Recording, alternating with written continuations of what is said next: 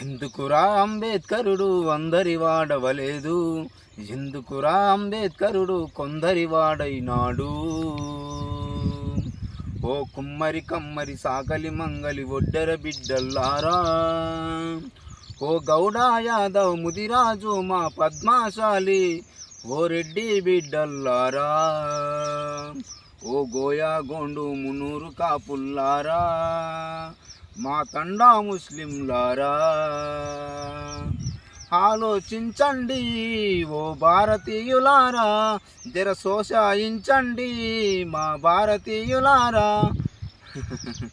ఆయన అంటరాని వాడంటున్నారు ఎందుకురా, ఆయన బొమ్మకు మీటింగ్ వెళితే ఎవ్వడు రాడెందుకురా.